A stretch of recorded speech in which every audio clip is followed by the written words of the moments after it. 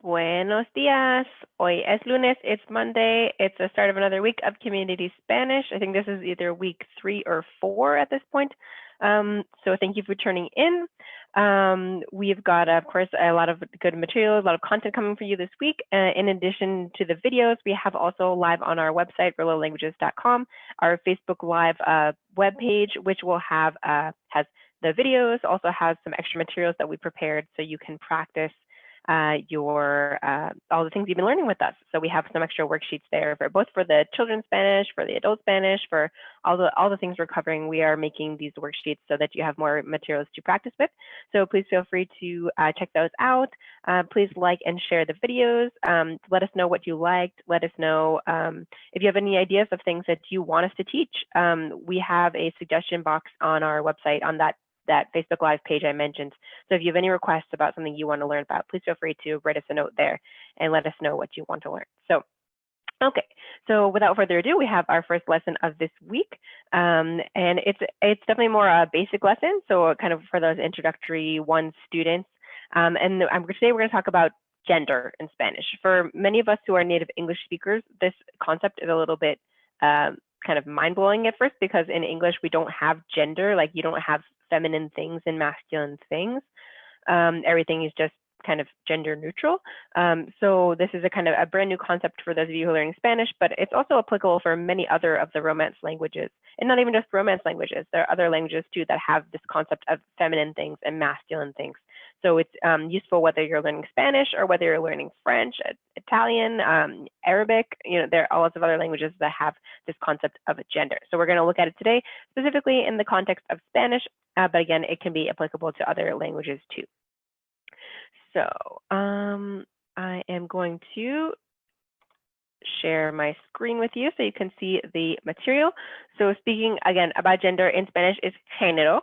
Okay, so as I was just explaining, in English, things don't have gender. It's not a concept that exists.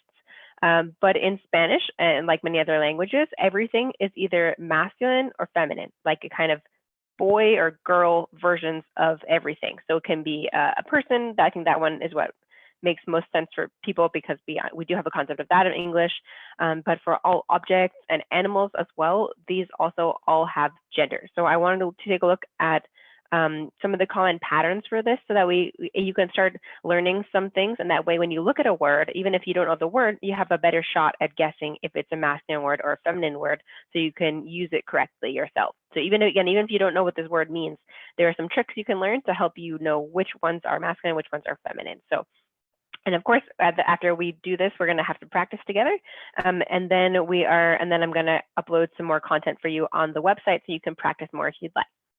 So first, talking about masculine nouns. So this one is where we have the most different types of examples of different endings, and that's essentially what we're looking at. Is we're looking at the end of a word, and we know some patterns based on the endings of what's going to be masculine and what's going to be feminine. So, for example, the most kind of case number 1, the most common thing is that if something ends with an O, it means that's going to be masculine. Okay. So for example, we have here like el trabajo. So trabajo is work, and so it ends with O, so most likely it's going to be a masculine word. So it's el trabajo, work, masculine work. Now, if the word ends with an N, is also a common ending for masculine things. So keep an eye out for that. For example, like we have here, el tren. So a tren would be masculine. Next one, for words that ending with L or L in English, like el nivel, also tend to be masculine, words that end with L. Now we also have words that end in the AJE, so the AJE, the AJE ending, like for example, viaje, trip. This is going to be a masculine word. So again, if you look out for those endings of things that end with AJE, most likely that word's going to be masculine. Now, the next one, and this one is the one that can be most confusing to some students, is for things that end with MA, MA. These are actually going to be masculine. As we're going to talk about in a second, usually feminine nouns end with A. So this one can kind of throw you off if you're looking for that A. But you have to keep in mind these words that end with MA, ends with MA, they are going to be masculine words, such as the most common one we use in our everyday is el problema. So la problema, not la problema, el problema. Okay. So lots of other words that end with MA are going to follow the same pattern. Now, the last one we have for the letters endings is we have one if it ends with R or an R, such as el comedor. Comedor is the dining room. So if it ends with an R, it's also more likely to be a masculine word. So here's some of the tricks again that you can learn to help you know when you see a word, is it masculine or is it feminine. So I think probably the ones with the ending with O is the most common one by far. So if you want to kind of put that one on the top of your list to keep in mind, O is the biggest indicator of masculine. Now there are other things that just follow the masculine pattern as well that we have at the bottom of this box. So for example, like all of our days of the week are masculine, and that's because the word day in Spanish is masculine. So that's why all of the day names are also masculine. So el lunes, el martes, el miércoles, all masculine. Okay. And then also for the months of the year, same thing, because the word for month in Spanish, el mes, is masculine. So it means that all of the month names are going to be masculine too. So it's consistent with the days and the months, also all masculine. And the last one we have is for the numbers. So the numbers are also going to be masculine. Same thing, because the word number in Spanish is a masculine word. Therefore, all the different numbers are going to be considered masculine. So, so here, that's our little sum up of masculine nouns. Okay, now if we look at the feminine, we have, you can see many fewer things to memorize for learning for feminine. But okay, so the key one, whereas for masculine, the key one was the O ending. For feminine, the key is the A or the A ending. So that's the most common indicator of a feminine noun in Spanish, is that it ends with A. Okay. So and then a couple other ones that we see commonly, if it ends with a de, like la pared, the wall, it's more likely to be feminine. Okay, and then the other one that's probably just after the A is our second most common feminine ending is this sion ending. So this is like essentially the equivalent of the English when something ends with tion. This is going to be a feminine thing in Spanish. So like la canción, the song, or like la nación, the nation. Okay, so these ones are going to be our most common cases of feminine words. So ending with a, ending with de, or ending with sion. Now, another case that we see like a general category that has a gender is time here. So whereas we saw the days of the week and months of the year and the numbers in the masculine category, we have time for feminine. It's because the word time in Spanish, la hora, is feminine, and therefore that's why all of our times are feminine, because they're following that. So for example, son las 2:30, it's 2:30. That would be las dos. It's feminine, okay? And for example, right now I could say son las 10. Right now it's 10 o'clock, and it's feminine, las 10, okay? So we have a couple of little exceptions to look at here. So there are a couple of endings where it doesn't change between masculine and feminine and can indicate either masculine or feminine, so you have to look at the context to know.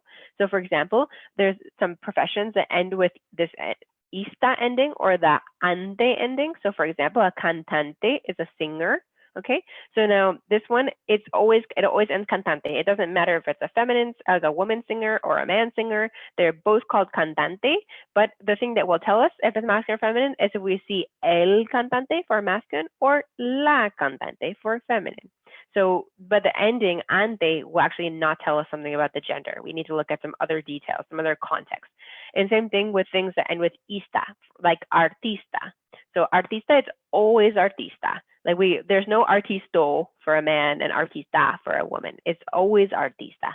So these, so there again, our clue is to see if we see it's el artista or la artista. Will tell us if it's masculine or feminine. And we maybe have some other clues in the sentence that we can use to figure out who is being referred to in there. But there are several different professions like this that end with ista that don't change. So for example, we have the barista, which the person who kind of makes their coffee in the coffee shop. There's also el or la barista. Or for example, we have a motorista, is a driver. Okay, again, it's el motorista or la motorista, but always ista with the a ending. Doesn't matter masculine or feminine. So those ones we have to kind of keep in mind as our little exceptions. Okay. And then otherwise, most of the nouns we can change the gender bit to fit who or what we are describing. So for example, we have something that has an O ending or doesn't have another vowel ending, then we just add an A and it makes it the feminine version. So for example, we have here el director and la directora. Okay, so we just had the word director and just add an A on the end to make it a feminine version. Or we have el señor and la señora. Okay, so we had señor as our base, and then we just added the A at the end to make the feminine version.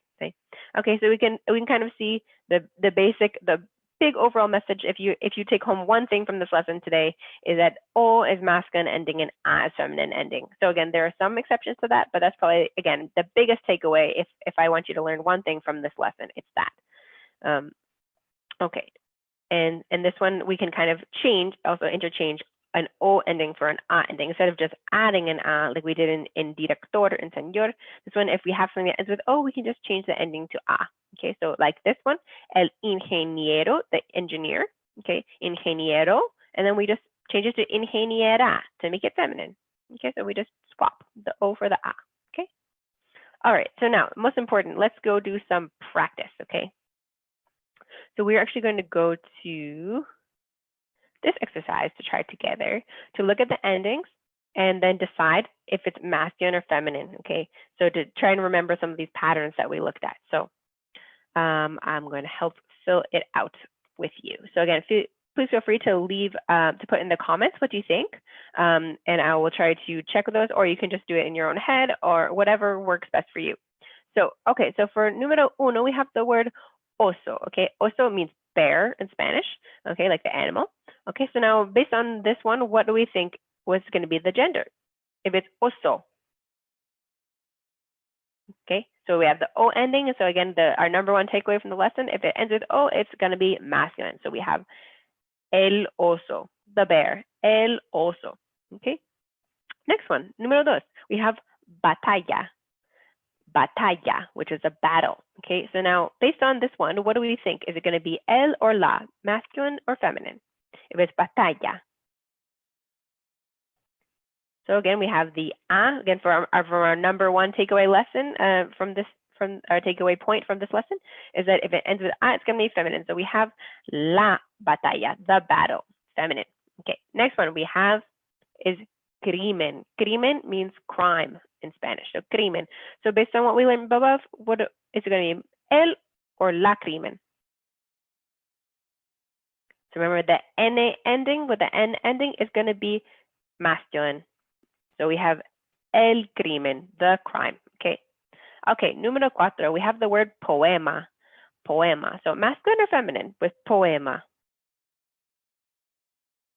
Remember, this is one of the special categories of things that end with MA, which are masculine. So it's going to be el poema, the poem. Okay, so I know the A at the end is deceiving because your brain thinks, like, after our number one takeaway point, your brain would say, oh, ends with A, feminine, right? But we have to remember this is one of these little exceptions, that if it ends with MA, it's going to be masculine. So we have el poema, the poem. Okay, número cinco, we have papel. Papel. So based on that one, masculine, feminine? It will be masculine because it's papel ends with L, as we learned that L words usually are masculine. So papel. Okay, next one we have carro. This is one of the most basic Spanish words that almost everyone knows or can even guess. Carro. Masculine or feminine? It ends with O, so masculine. El carro. Okay. Next one we have red. Red is like a network. Okay. So be careful. It's not red like the color red. We don't use the same word in Spanish, but red is a network in Spanish. So based on the ending with D, we are going to put la. As we learned, things that end with they usually are feminine. Like our example word was la pared, the wall. Okay. Next one we have altar, which is the altar. Okay. Same one. It's what we call a cognate. Means the word means the same in English and Spanish. This one, because it ends with R, so it's going to be el altar. Again, from one of our patterns we learned above. If it ends with R, then it's going to be masculine. We had before el comedor, the dining room. Next, we have the word bondad. Bondad. So what do you think? Masculine or feminine? If it's bondad, it's going to be feminine because it ends with de. So la bondad. Okay. Next one we have puerta. Puerta, masculine or feminine? Ends with A, ends with A, so it's our simple rule. It's la puerta, the door. Okay, and yes, I forgot to mention la bondad means like goodness, okay, kindness. So next we have sol. Sol, based on the L ending, we're going to put el sol. Okay. Next, we have satisfacción, satisfaction, pretty much the same word in English, satisfacción. So what do you think? Based on the ion ending, it's going to be la, feminine, la satisfacción. Okay. All right, 3 more to go and we're finished up for today. Next, we have the word salud, salud, which means health. Okay, so salud ends with de, ends with a d, so that means based on our patterns above, it's going to be la salud. Okay, the health. Health is feminine. Next, we have 2 more to go. We have the word pasaje. Pasaje is like a passage, like the place where you can walk. It's one word, one interpretation of it. So pasaje. So again, we see the aje ending, like we had our example from above was the word viaje. Do you remember, was viaje masculine or feminine? If you said masculine, you are right. It's because it's el viaje. So we learned from the pattern before, things that end with aje or are masculine in general. So we have el pasaje, el pasaje. Okay, last one, número 15. We have the word departamento, department. Departamento, this one's back to our simple cardinal rule number 1. So it ends with O, which means it must be masculine. So it's going to be el departamento. Okay, el departamento. Okay, so you're starting to see some of the patterns. So just to kind of wrap up before we finish for today. So we have the common patterns we learned when we have the masculine nouns. We have things that end with O, things that end with N, things that end with L, things that end with AGE, things that end with MA, so ma, things that end with R or R. All of these ones tend to be masculine nouns, okay? So using el or los, and that's another lesson I'll probably do about when we have singular and plural. Now, if we have a feminine noun, it's most likely to end with a. Again, that's our biggest one by far, is end with a. Next thing is it ends with de, or it ends with sion. These are our most common feminine patterns, okay? And we saw that there are some kind of general categories that use these. So like days of the week, months of the year, and numbers, all masculine. But the time, because it's la hora, is feminine. So that's going to use feminine. And for our couple of exceptions, we have things that end in ante or ista, which don't change their endings, and they're both masculine or feminine. So we have to look for other clues about whether this is speaking about feminine or masculine. But in general, we can look at these little indicators at the end to tell us if it's masculine or feminine, and we can always make what we need. So if the word ends with, for example, like a noun, a consonant, consonant, then we can add an a to make a feminine version. Or if it already ends with o, we just swap the o for a and we have the feminine version. So it's not so hard. So I think mostly if you focus on learning some of these little patterns, it will really help you to have the tricks to know what to do, when you see a new word and you're not sure what the gender could be, or just to help you remember for the words that you do know of what gender goes with them so you can use them properly. Okay, so that's our wrapping up our lesson for today. I will see you again tomorrow at 10 a.m. for the next community Spanish lesson. As I mentioned at the start of the video, please like and share the videos. Please visit our website for the Facebook Live page, where we're not only have the videos all there, but we're also providing some free worksheets and different materials so you can practice more of these concepts. So I'll see you tomorrow. So hasta mañana.